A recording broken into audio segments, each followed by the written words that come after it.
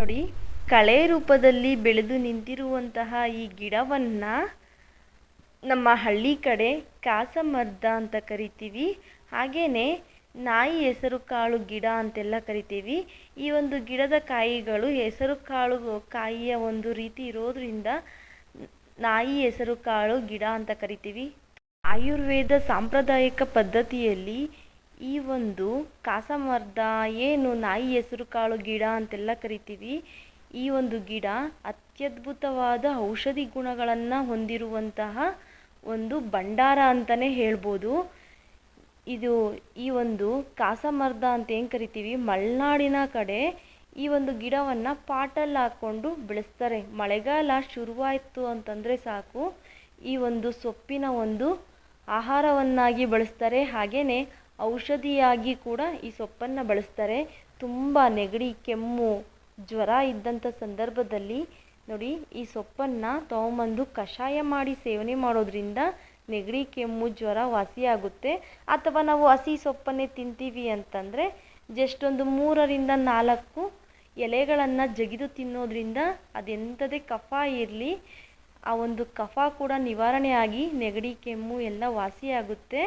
ಹಾಗೆಯೇ ಈ ಒಂದು ಸೊಪ್ಪನ್ನು ಸಂಸ್ಕೃತದಲ್ಲಿ ಎಲೆಯವರೆ ಸೊಪ್ಪು ಅಂತ ಕೂಡ ಕರೀತಾರೆ.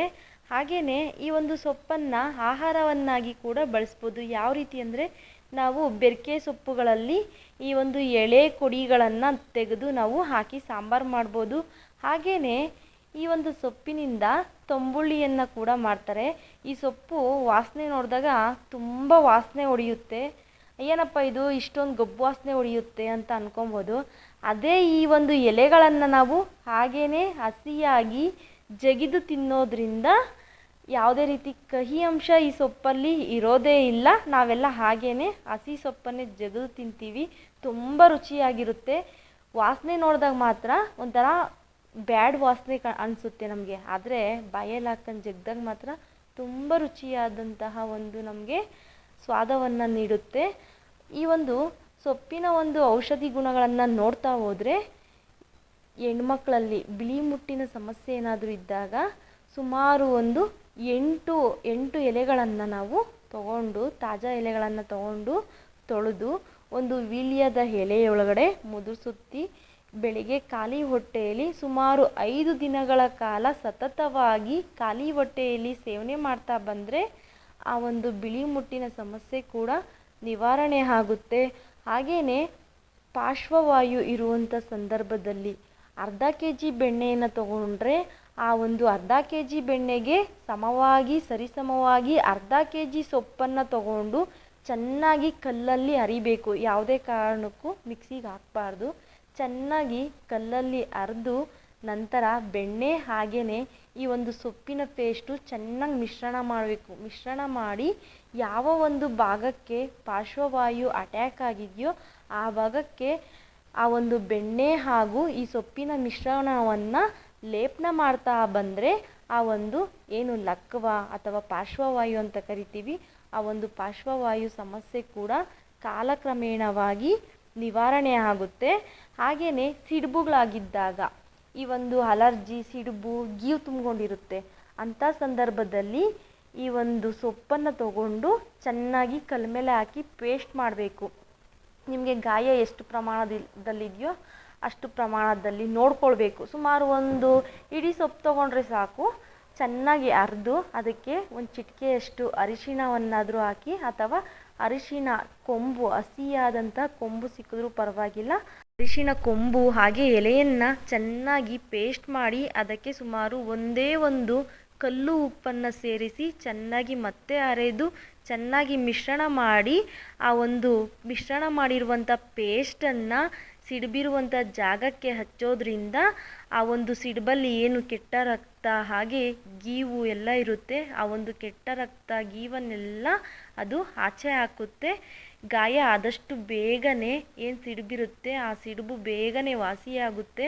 ಆ ಸೊಪ್ಪನ್ನು ನಾವು ಆಹಾರವನ್ನಾಗಿ ಬಳಸೋದ್ರಿಂದ ನಮ್ಮ ದೇಹದಲ್ಲಿರುವಂತಹ ವಿಷಕಾರಿ ಅಂಶಗಳನ್ನು ಹೊರಹಾಕಿ ಹಾಗೆಯೇ ನಮ್ಮ ದೇಹದ ಒಂದು ರೋಗ ನಿರೋಧಕ ಶಕ್ತಿಯನ್ನು ಹೆಚ್ಚಾಗುತ್ತೆ. ಹಾಗೆಯೇ ಈ ಒಂದು ಬೀಜಗಳು ಏನಕ್ಕಪ್ಪ ಉಪಯೋಗ ಅಂತಂದರೆ, ನಮಗೆ ಈ ಬೀಜಗಳನ್ನು ತಿನ್ನಲಿಕ್ಕೆ ಬರೋದಿಲ್ಲ, ನಾವು ಇದನ್ನು ಯಾವತ್ತೂ ನಾವು ತಿಂದಿಲ್ಲ. ಸೊಪ್ಪನ್ನು ಸಾಂಬಾರಿಗೆ ಹಾಕಿದ್ದೀನಿ, ಬಳಸಿದ್ದೀವಿ ನಾವು. ಈ ಬೀಜವನ್ನು ಯಾವತ್ತೂ ನಾವು ಸಾಂಬಾರಿಗೆ ಹಾಕಿ ಅಥವಾ ಹೊಟ್ಟೆಗೆ ನಾವು ಇದನ್ನು ಸೇವನೆ ಮಾಡಿಲ್ಲ. ಇದನ್ನು ಯಾವ ರೀತಿ ನಾವು ಬಳಸ್ಬೋದು ಬೀಜಗಳನ್ನ ಅಂತಂದರೆ, ನೋಡಿ ದಪ್ಪ ಒಂದು ಹಸಿರು ಬಣ್ಣದಲ್ಲಿ ಇದೆಯಲ್ಲ, ಹಳದಿ ಬಣ್ಣದಲ್ಲಿ ಬೀಜಗಳು, ಆ ಥರ ಹಸಿಯಾಗಿರುವಂಥ ಬೀಜಗಳು ಸಿಕ್ಕಿದ್ರೆ, ತುಂಬ ಹೆಚ್ಚಾಗಿ ಸಿಕ್ಕಿದ್ರೆ ಅದನ್ನು ಪೇಸ್ಟ್ ಮಾಡಿ ಅದಕ್ಕೆ ಮೊಸರು ಹಾಕಿ ಮಿಶ್ರಣ ಮಾಡಿ ನಾವು ತಲೆ ಮೇಲೆ ಹಾಕ್ಕೊಳ್ಳೋದ್ರಿಂದ ನಮ್ಮ ಇಡೀ ದೇಹದ ಒಂದು ಉಷ್ಣತೆಯನ್ನು ಕಡಿಮೆ ಮಾಡುತ್ತೆ. ಅಥವಾ ಒಣಗಿರುವಂಥ ಕಾಯಿಗಳು ಸಿಕ್ಕಿದ್ರೆ ಸುಮಾರು ನೋಡಿ ಈ ಥರ ಬೀಜಗಳನ್ನು ಬಿಡಿಸ್ಕೊಂಡು ಸುಮಾರು 100 ಗ್ರಾಮಷ್ಟು ಬೀಜ ಏನಾದರೂ ಸಿಕ್ಕಿದ್ರೆ ಅದನ್ನು 1-2 ಅವರ್ ನೀರಲ್ಲಿ ನೆನೆಸಿಟ್ಟು ನಂತರ ಅದನ್ನು ಚೆನ್ನಾಗಿ ಅರ್ದು ಪೇಸ್ಟ್ ಮಾಡಿ ಅದಕ್ಕೆ ಮೊಸರು ಮಿಶ್ರಣ ಮಾಡಿ ನೀವು ತಲೆ ಮೇಲೆ ಹಾಕ್ಕೊಂಡು 1 ಅವರ್ ಬಿಟ್ಟು ನಂತರ ಸ್ನಾನ ಮಾಡೋದ್ರಿಂದ ನಮ್ಮ ದೇಹದಲ್ಲಿರುವಂತಹ ಉಷ್ಣತೆ ಎಲ್ಲ ಕಡಿಮೆ ಆಗುತ್ತೆ. ಯಾವುದೇ ರೀತಿ ಸೈಡ್ ಎಫೆಕ್ಟ್ ಇರೋದಿಲ್ಲ. ಈ ಒಂದು ಸೊಪ್ಪನ್ನು ನೀವು ಬೆರಕೆ ಸೊಪ್ಪಿನ ಒಂದು ಸಾಂಬಾರ್ಗಾದರೂ ಹಾಕಿ ಬಳಸಿ. ಹಾಗೆಯೇ 1-2-3 ಕೊಡಿಗಳನ್ನು ನೀವು ಜಗಿದಾದರೂ ತಿನ್ನಿ ಅಥವಾ ತಂಬುಳಿಯಾದರೂ ಮಾಡಿ ನೀವು ಸೇವನೆ ಮಾಡ್ಬೋದು. ಯಾವುದೇ ರೀತಿ ಸೈಡ್ ಎಫೆಕ್ಟ್ ಇರೋದಿಲ್ಲ. ಈ ಚಿಕ್ಕ ಮಾಹಿತಿಯನ್ನು ನಿಮ್ಮ ಫ್ರೆಂಡ್ಸ್ಗೂ ಶೇರ್ ಮಾಡಿ. ಹಾಗೆಯೇ ನಿಮ್ಮ ಅಭಿಪ್ರಾಯಗಳನ್ನು ತಪ್ಪದೇ ತಿಳಿಸಿ. ಹಾಗೆ ವಿಡಿಯೋಗೊಂದು ಲೈಕ್ ಮಾಡಿ. ಮತ್ತೊಂದು ಗಿಡಮೂಲಿಕೆಯೊಂದಿಗೆ ಭೇಟಿಯಾಗೋಣ. ನಿಮ್ಮ ಆರೋಗ್ಯದ ಕಡೆ ಗಮನ ಹರಿಸಿ. ಪ್ರತಿಯೊಬ್ಬರಿಗೂ ತುಂಬು ಹೃದಯದ ಧನ್ಯವಾದಗಳು.